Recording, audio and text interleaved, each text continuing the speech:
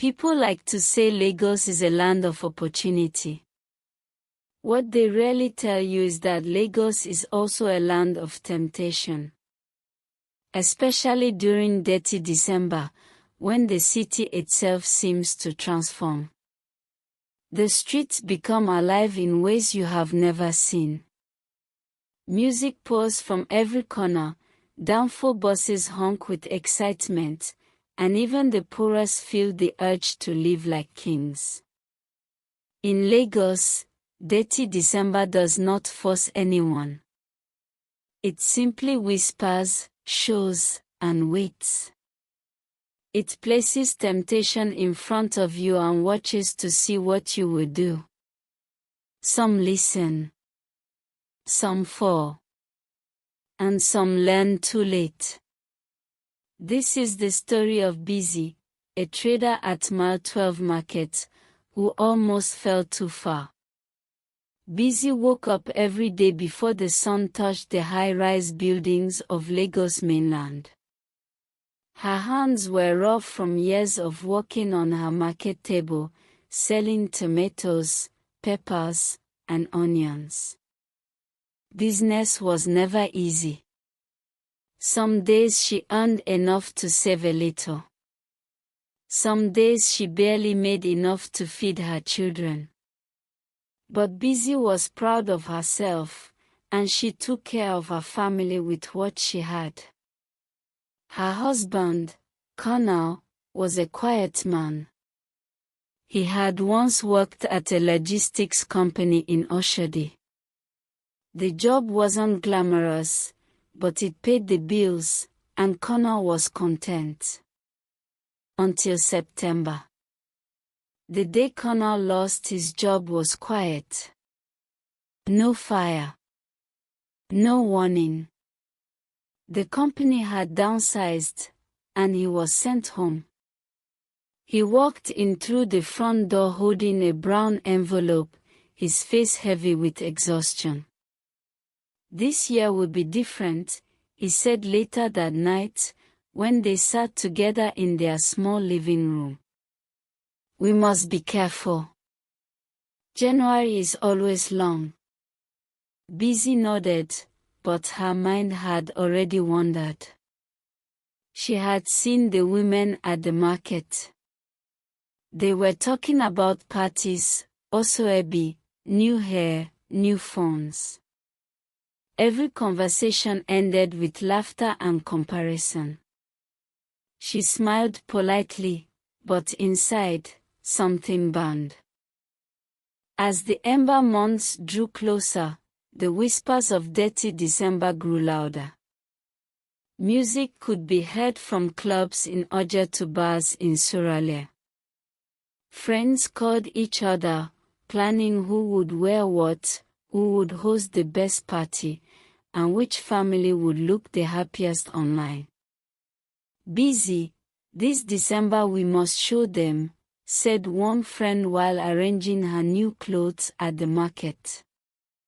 "Show who?" Bisi asked quietly, but she already knew. She thought of her children, her friends, and the market gossip. She thought of pictures on WhatsApp that would show people she was successful. And she did not think of January, which always followed with a long hand. Colonel's words echoed faintly, "We must be careful. January is always long. But pride is louder than caution." Bisi made a decision she would later regret. She needed money. She went to LEPO, the microfinance institution, and applied for a loan. Everything seemed simple. Forms were signed, papers exchanged. Then the officer asked about collateral. Bisi hesitated. She knew what she could offer. Without telling Colonel, she used his car documents. The same car he had planned to use for Uber deliveries once they got back on their feet. "It is only for December," she whispered to herself. January would sort itself. And so, the plan began. When December arrived, it came like a festival. Music shook the walls of their small compound. Guests came with laughter and praise. Large pots of rice and meat were cooked. Drinks flowed freely. Friends clapped and shouted in delight. "Bisi, you are trying," someone exclaimed. "Madam Success," another called. For a few days, Bisi felt rich. She posted pictures on WhatsApp. Videos circulated in the market group. People said she looked like someone from Victoria Island, not Mile 12. Pride filled her chest, making her feel taller, brighter, and louder in her own mind. Connor watched quietly, sitting in the corner, saying nothing. He knew what was coming. But December cannot last forever. January arrived quietly, almost as if it had been waiting for the right moment. The music stopped. The market slowed. Customers became scarce. Rent notices were delivered. School resumed, and Bisi's 2 children came home with notes for unpaid fees. Then the calls started. The LEPO agents called. They visited. The phone rang morning, noon, and night. Bisi's borrowed money had become a chain she could no longer ignore. Connor discovered the truth when strangers came to the house asking for the car. There was shouting. There were tears. Then there was silence, the kind that presses down on your chest and refuses to leave. Hunger entered their home quietly. It was not the kind of hunger that screams for food in your mouth. It was deeper, heavier. The rice and beans disappeared faster. Sleep became uneasy. Neighbors, who had once smiled and waved, now avoided their compound. Friends who danced with Bisi in December stopped picking calls. For the first time, Bisi understood the words of Lagos elders: when celebration eats your seed, hunger eats your harvest. The realization hit her like a slap. She had spent what they did not have, borrowed what she could not pay, and shown off to people who never cared. One evening, Bisi sat on the edge of her small bed and wept.